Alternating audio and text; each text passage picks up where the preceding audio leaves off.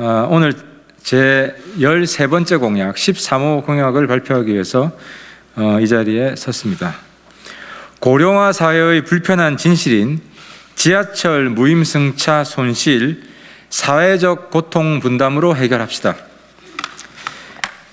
기존 65세 이상이었던 무임승차를 70세 이상으로 그 대상을 조정하겠습니다.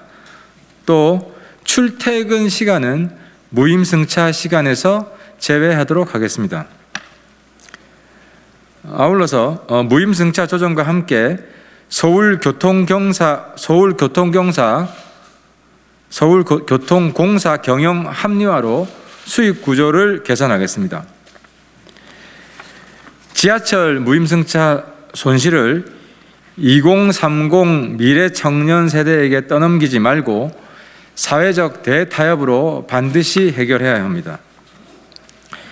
서울 지하철을 책임지는 서울교통공사 적자가 심각한 수준입니다. 2016년부터 2020년까지 누적 손실액이 3조 1,495억 원입니다. 특히 지난해에는 1조 1,137억 원 적자로 손실률이 무려 69.2%입니다. 일반 기업이라면 이미 망했습니다. 지하철은 서민의 발입니다.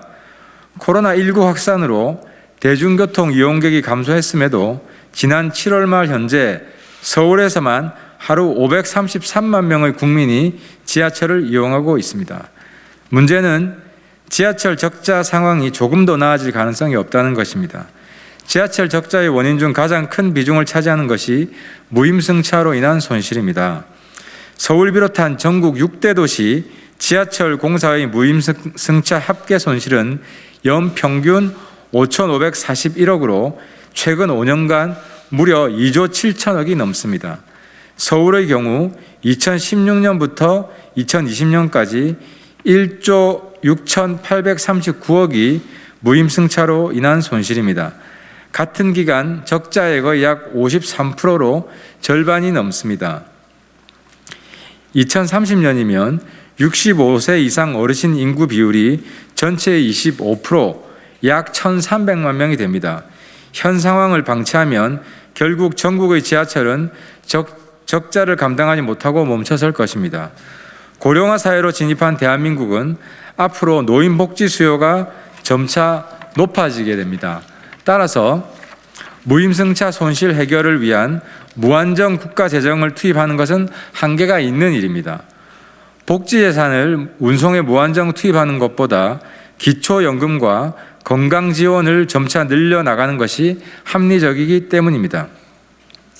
민주당 이재명 후보처럼 정부가 무조건 세금으로 메워야 한다고 주장하는 것은 포퓰리즘을 뛰어넘는 돈퓰리즘입니다.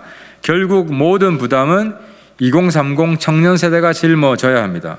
저는 무작정 국가 재정을 투입해서 2030 청년 세대에게 부담을 떠넘기는 대신에 사회적 고통 부담을 통해 지하철 적자 문제를 해결할 것을 제안합니다.